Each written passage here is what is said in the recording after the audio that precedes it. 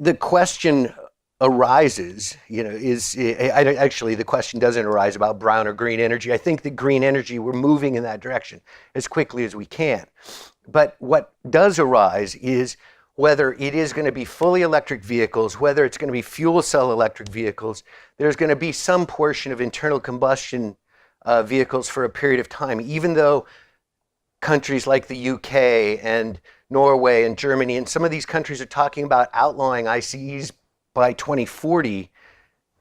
Countries farther to the east, countries farther to the south are not going to be outlawing them anytime soon. So they're going to be part of the mix, and hybrids are going to continue to be part of the mix. The expectation is that by 2040, however, the fuel cell vehicles are going to represent fully 25% of the market.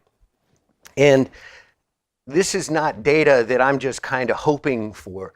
This is based on a survey of over 1,000 automobile executives talking about where the trends are and where they're making investments in powering their vehicles moving forward. So these are the guys that are and gals who are chartered with making significant investments moving forward. So a couple of years ago, with the formation of the Hydrogen Council at Davos, a handful of companies, actually about 12 companies that included Mercedes, BMW, Honda, Toyota, Hyundai, committed 10 billion euros to the building of the hydrogen infrastructure in Europe as a starting point for the hydrogen infrastructure.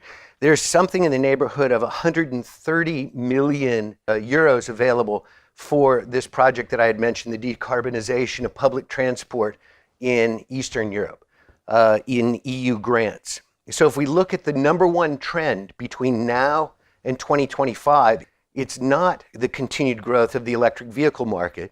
It's actually the advent of the fuel cell vehicle, because fuel cells have become affordable enough, and more importantly, hydrogen is becoming ubiquitous enough. Hydrogen is, of course, the most ubiquitous resource in the galaxy, number one molecule in the galaxy.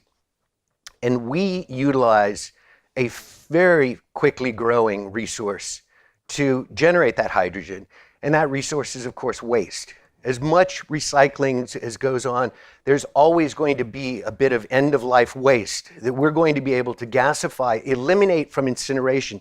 Incinerators are continuing to be built throughout the world, and it is a tremendously inefficient mechanism by which to capture the energy value.